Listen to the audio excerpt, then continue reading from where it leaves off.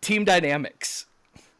So you've worked on a ton of teams. You talk about your leadership, training different teams throughout your career, and the specialized skills, which are absolutely true based on what I know about your career and what you're doing in your field.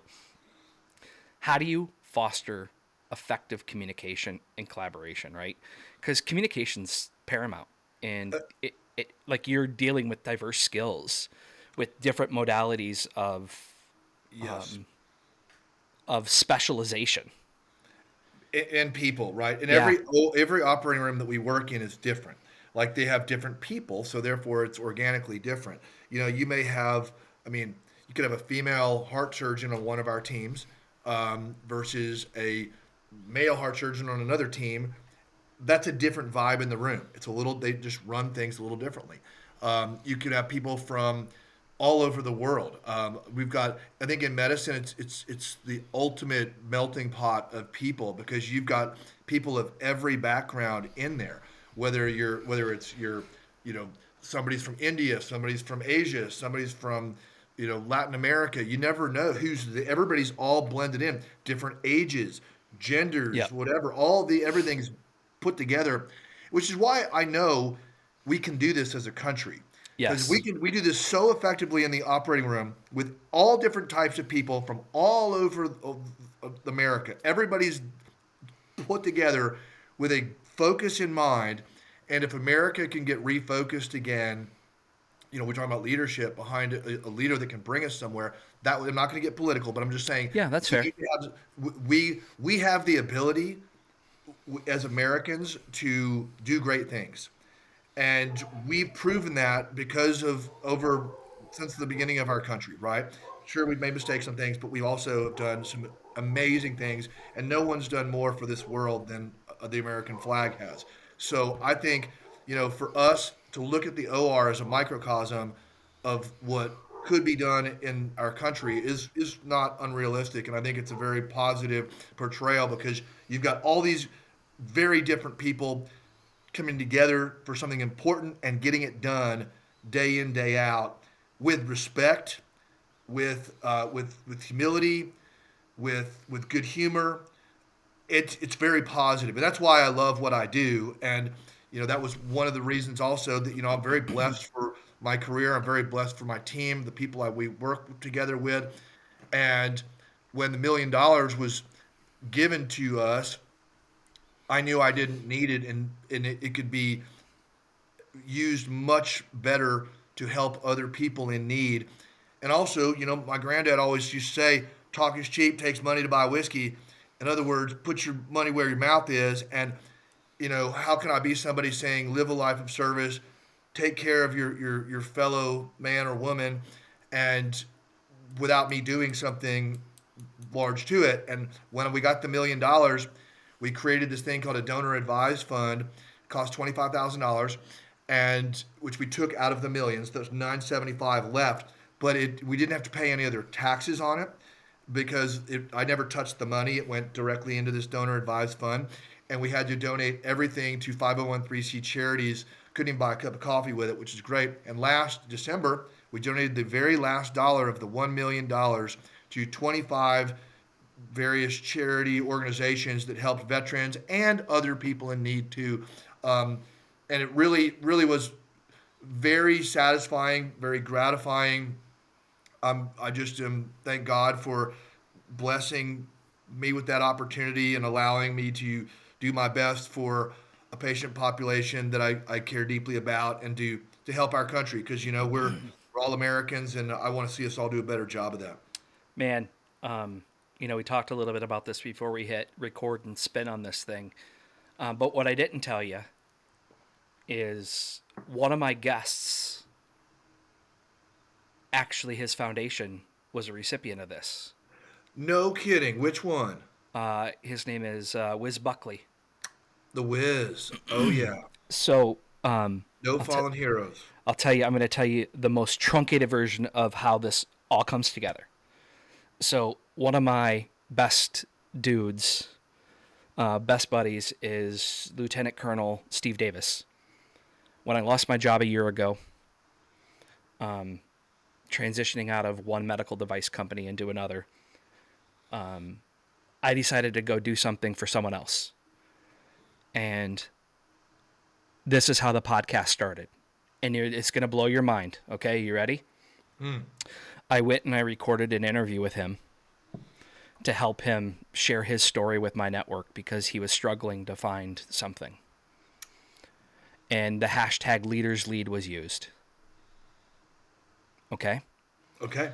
And then from that, I continued to reach out into the veteran network, and I found a whole bunch of people that I started to make connections with. Fantastic.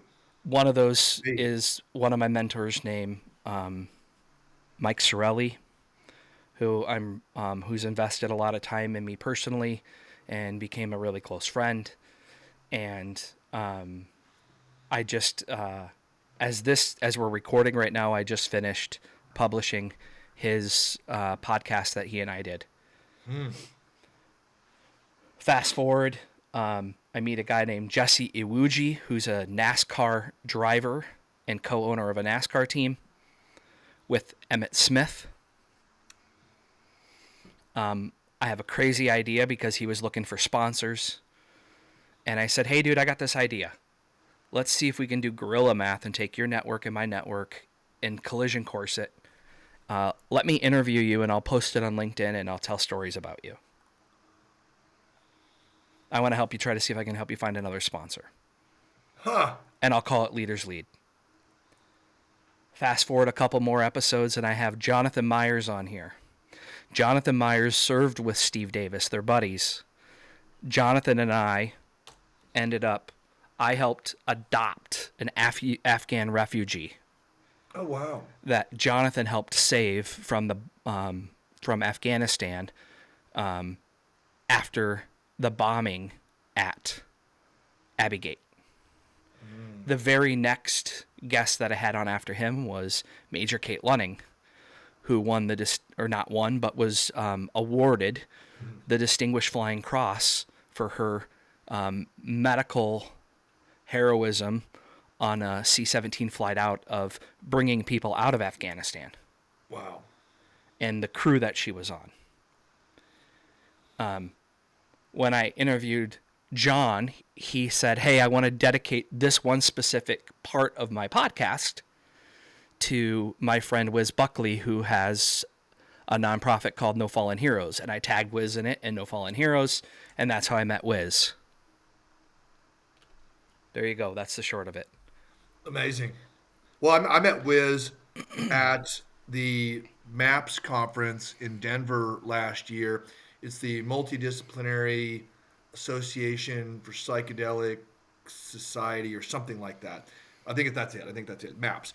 But what was very interesting is when we donated the $1 million, about a third of it went to psychedelic work, helping veterans with traumatic brain injury, PTS, depression, addiction, and of course, suicide prevention, which is epidemic in this country right now. And an average of 21 veterans a day take their own lives, which is sadly another one yesterday that I didn't know directly, but a very sad situation that went down. That's something that we have got to figure out as a country. We've got to figure out a way to bring all of our veterans all the way back home. And I think that having, some access to psychedelics, considering that they're working, Stanford, UC Davis, University of Washington, Emory, Johns Hopkins, University of Colorado Boulder, Columbia University of New York, all of these high power institutions have been doing research since the 50s and 60s, and then they were shut down in the 70s, and then they reorganized about 10 years ago and are releasing papers with significant p-values on them, meaning the data is true, and of showing the efficacy of this work. And I was lucky enough to be at the MAPS conference in Denver last year, and Aaron Rodgers was there. Former governor of Texas, Rick Perry, was there. There were all kinds of folks in the audience. It was really interesting. You'd have people in suits. You'd have people in uniforms, first responders, military. You'd have hippies, crazy, whatever. All different groups were there collaborating and sharing information, and there were 14,000 people in attendance. So this was not a fringe movement anymore. And um, Dan Crenshaw, he's a congressman. He's an ex-Navy SEAL. He's the guy with the eye patch on his eye. Yeah. I know Congressman, exactly who he is. you It's one know of the guys exactly who he that is. I hope to meet someday. He's very active in this. So is Morgan Luttrell, which is Marcus Yeah. Luttrell's brother, and he's a congressman. And AOC is also involved working with these guys. So it's on both sides of the aisle. The data is the data, and it's working, and it's helping real Americans have real breakthroughs in real time, which is fantastic. And wouldn't it be something if our VA could get behind this, and instead of having Ambien and oxycodone, if we would have look at some of this data because people need this help. And there was one quote from that conference that really stood out to me. It was said that psychedelics are for psychiatry in the modern age what a stethoscope was to medicine 100 years ago, what a telescope is to astronomy. We're learning things about our brains, we're learning things about our bodies, and we should continue to experiment and study it, ethically study it. But there is no doubt these things are working for a lot of people, and that is hope, and hope should be shared with people in need, for sure. Yeah.